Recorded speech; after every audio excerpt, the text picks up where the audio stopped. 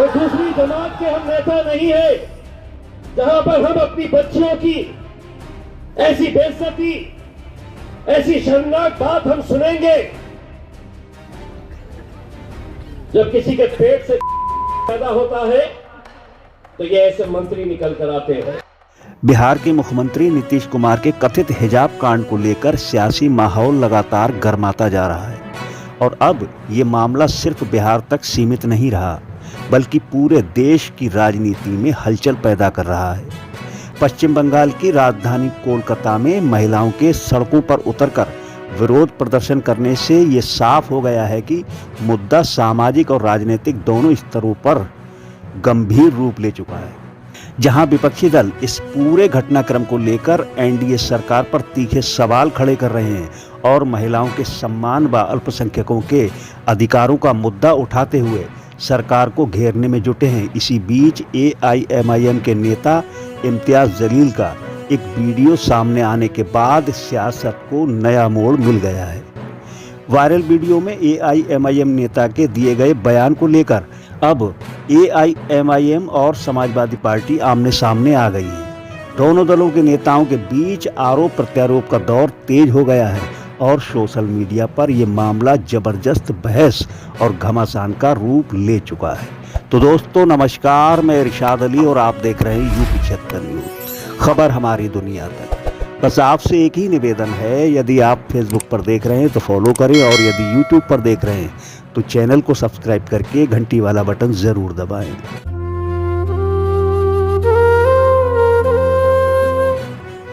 दोस्तों शुरू में आपने जिन्हें सुना वो हैं औरंगाबाद के AIMIM नेता व पूर्व सांसद इम्तियाज जलील, जो बिहार के मुख्यमंत्री नीतीश कुमार द्वारा महिला के हिजाब खींचने वाले करतूत से काफी नाराज हैं और काफी भड़के हुए भी हैं और उन्होंने मंच से ही नीतीश कुमार के साथ साथ सीधे UP के मंत्री संजय निषाद को भी चेतावनी दे डाली और मंच से चेतावनी देने वाला AIMIM के नेता इम्तियाज जलील का वीडियो वायरल हुआ है।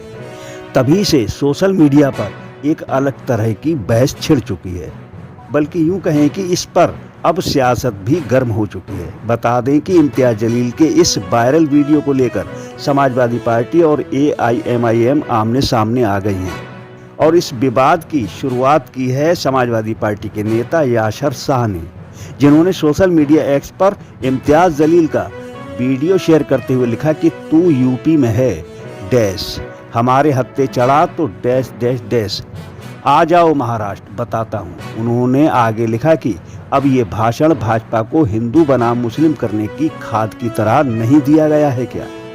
दोस्तों सपा नेता की इस पोस्ट से AIMIM नेता भड़क गए और बिना किसी देरी के AIMIM नेता शौकत अली ने सपा नेता को इसका जवाब भी दे डाला। दोस्तों शौकत अली ने सपा नेता की इस पोस्ट का जवाब देते हुए एक्स पर लिखा कि 78 सालों से तुम जैसे तथाकथित सेकुलर यही डर दिखाकर मुसलमानों को कायर बना दिए। भाड़ में जाए तुम्हारी सेकुलर पॉलिसी। तुम ही हो मुजफ्फरनगर के मजलूम पर हाथ रखने नहीं गए जबकि तुम उस वक्त मंत्री थे। कौम पर जुल्म तुम्हारी सरकार में हुआ तब भी तुम लोग चुप थे, आज भी चुप हो। कायर जुल्म के खिलाफ इसलिए नहीं बोलते कि बहुसंख्यक समाज नाराज हो जाएगा। लानत है ऐसे लोगों पर जो जुल्म के खिलाफ खामोश रहते हैं। मंत्री जी, अगर आपकी बहन या बीवी का कोई नकाब खींच लेगा क्या आप तब भी खामोश रहेंगे? लेकिन हम तब भी बोलेंगे, बहन आपकी हो या मेरी, डरना मुसलमान की फितरत नहीं। दोस्तों इम्तियाज जलील के इस बयान पर सियासी बवाल इतना बड़ा कि दो बड़े सियासी दलों के नेता आमने सामने आ गए। आपको बताते चले कि बिहार के मुख्यमंत्री नीतीश कुमार ने एक सरकारी कार्यक्रम के दौरान मुस्लिम महिला डॉक्टर का हिजाब खींच लिया, जिसका वीडियो सोशल मीडिया पर वायरल होते ही बवाल मच गया। बल्कि पूरी दुनिया में अब इस पर जवाबदेही मांगी जा रही है भारत से। इसी वीडियो के वायरल होने और नीतीश कुमार से नाराज होकर ही AIMIM नेता इम्तियाज जलील ने मंच से ही नीतीश कुमार और संजय निषाद को लेकर बड़ा बयान दे डाला, जिस पर अब सियासत गर्म हो गई है। आइए सुनते हैं वो बयान जिस पर बवाल खड़ा हुआ है। वो दूसरी जमात के हम नेता नहीं है जहां पर हम अपनी बच्चियों की ऐसी बेइज्जती, ऐसी शर्मनाक बात हम सुनेंगे जब किसी के पेट से पैदा होता है तो ये ऐसे मंत्री निकल कर आते हैं जिन्हें लग रहा है कि हमारी हुकूमत है, हम किसी भी मुस्लिम बच्ची का नकाब खींच सकते हैं, कहीं पर भी कुछ भी हाथ डाल सकते हैं। शुक्र मान तू उत्तर प्रदेश के अंदर है, हमारे हत्थे चढ़ा होता तो हम किसी को नहीं छोड़ते हैं, इनके बाप को नहीं छोड़े हमने, तो ये क्या चीज है।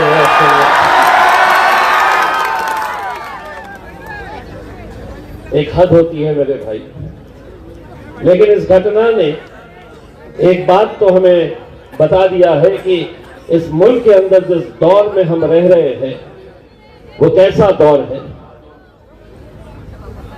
हो सकता है कि मेरे इस बयान को कोई अखबार वाले, कोई टेलीविजन वाले ये दिखाए कि इम्तियाज जलील की जबान घिस गई, उन्होंने एक मंत्री को धमकी दे डाली। मैंने धमकी नहीं दिया हूं। अगर तेरी हुकूमत है हिंदुस्तान के अंदर और तू अपनी मां की कोख से जन्मा है तो महाराष्ट्र में आके ऐसा बयान देके दिखा, तुझे दिखाएंगे हम कि तू वापस कैसे जाता है। सियासत अपनी जगह मेरे भाई, लेकिन अगर हम आज ऐसी घटनाओं का अगर हम विरोध नहीं करें तो ये समझ लो, ना तो तुम्हारे लिए कोई कांग्रेस का नेता खड़े रहने वाला है, ना उद्धव ठाकरे खड़े रहने वाला है, ना एकनाथ शिंदे, ना अजीत पवार, ना शरद पवार। भारतीय जनता पार्टी तो वैसे भी आपको इस मुल्क का मानती नहीं है।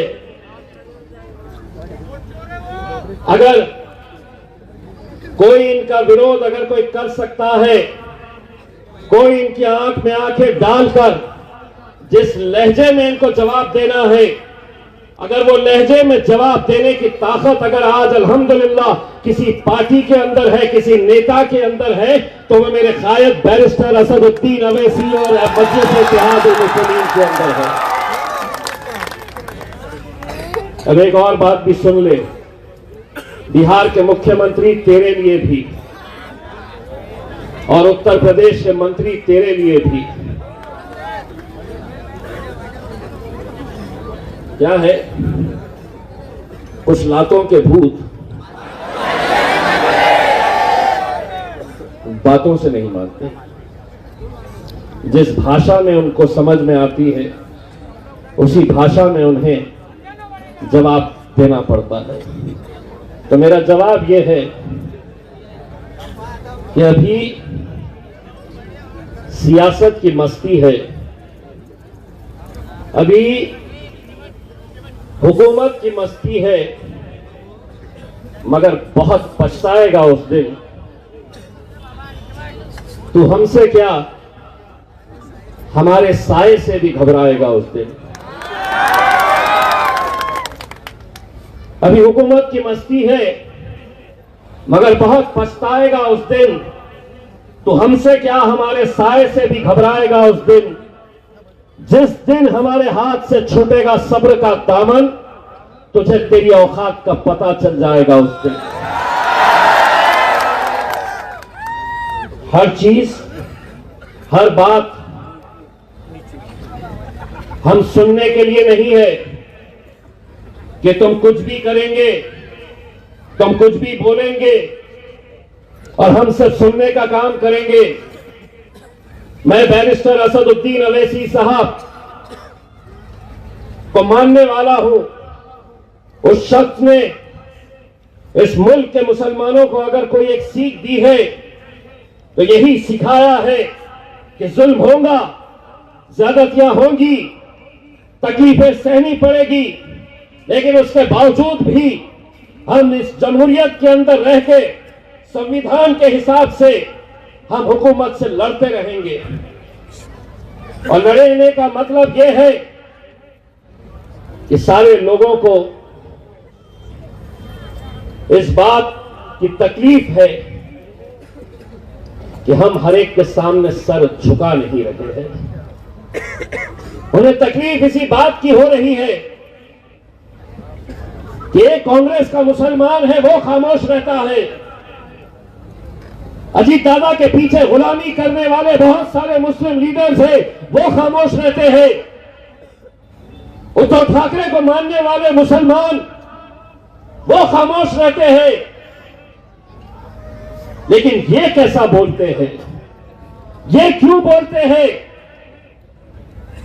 इसलिए बोलते हैं कि हमने इतने सालों तक तुमको सुना है, तुम बोलते थे और हम सुनते थे, लेकिन अब मेरे कायद बैरिस्टर असदुद्दीन अवैसी साहब ने हमको यह सिखाया है, अब हम बोलेंगे और तुम्हारे बाप को भी सुनना पड़ेगा।